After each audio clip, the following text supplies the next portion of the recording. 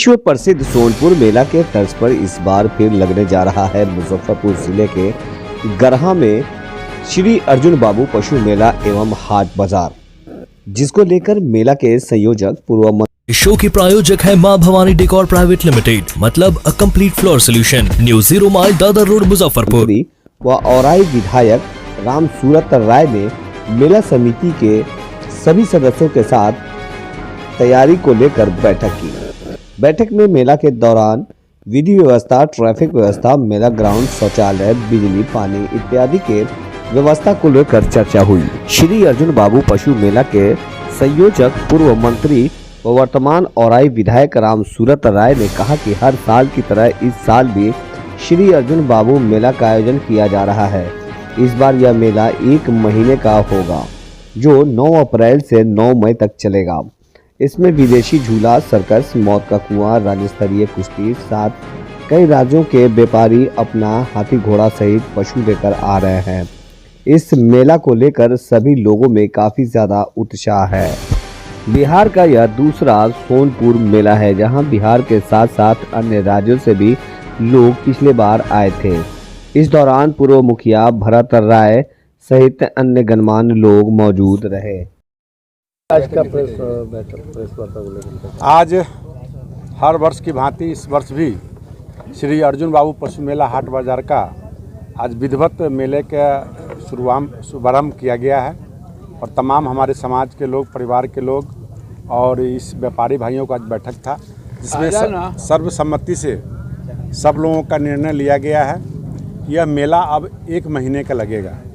पिछले बार 15 दिनों का मेला था, जिसको बढ़ाकर लोगों के डिमांड पर 1 महीने का किया गया और इस 1 महीने के कार्यक्रम में वह तिथि होगा 9 अप्रैल 2024 से 9 मई 2024 तक। इसमें 1 महीने के अंदर तमाम लगभग 15 राज्यों से लोग आएंगे।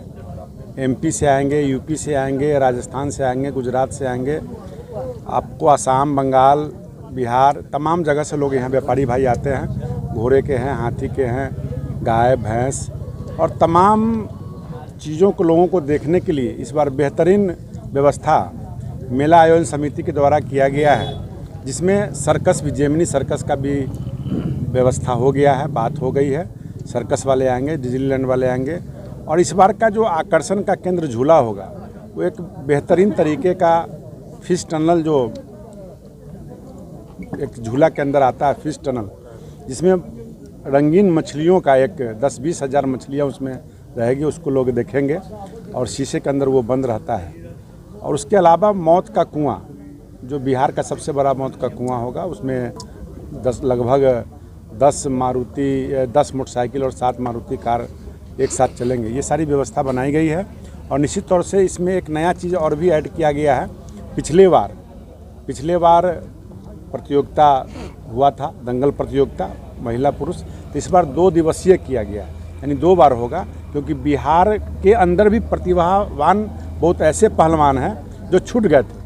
जिन लोगों ने मुझे शिकायत किया कि हम लोग बिहार के रहने वाले हैं, हम बिहार में अपना प्रैक्टिस करते हैं, खेलते भी हैं, हम लोगों को आमंत्रण नहीं दिया गया।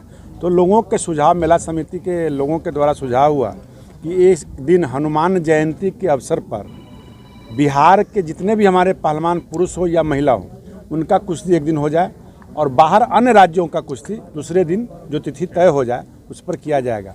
और महावीरी झंडा इस इलाके में नहीं होता है, तो महावीरी झंडा का भी आयोजन किया गया है। और निश्चित तौर पे इस मेले के अंदर जो पिछली बार जो व्यवस्था हुई थी, उससे बेहतर चाक चौबंद व्यवस्था होगा, बेहतर मूर्ति का आकर्षण केंद्र रहेगा, बेहतर तरीके से यहाँ पर नाच गाने का प्रोग्राम होगा। एक अहम सवाल है, विधि व्यवस्था को लेकर किस तरह से व्यवस्था इस बार किया जाए? निश्चित तौर पे पिछले बार सरकार के द्वारा यहाँ पर फोर्स की व्यवस्था की गई थी, आयोजन समिति के द्वारा भी किया गया था और इस बार समाज के लोगों ने भी तय किया कि हम लोग भी रह करके इस मेले को बेहतरीन तरीके से व्यवस्था मुहैया कराएंगे। और पहला साल मेला था, इसलिए बहुत सारे अनुभव नहीं थे। मेला लगने के बाद सारे अनुभव प्राप्त हुए हैं। लोगों ने सुझाव भी लिखाया है।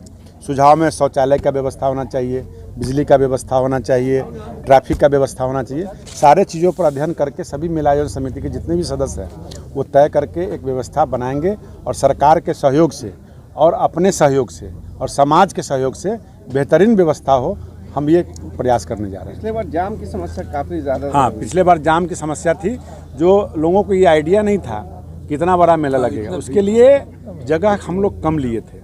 इस बार तमाम हमारे जो पड़ोसी किसान हैं उन लोगों का भी बहुत प्रेम प्यार सहयोग मिला है। सभी लोगों ने इस बार मक्का की खेती मेरे अगल बगल में जो रास्ता है वो नहीं लगाए हैं, जिससे कि आवागमन सुगम हो जाएगा।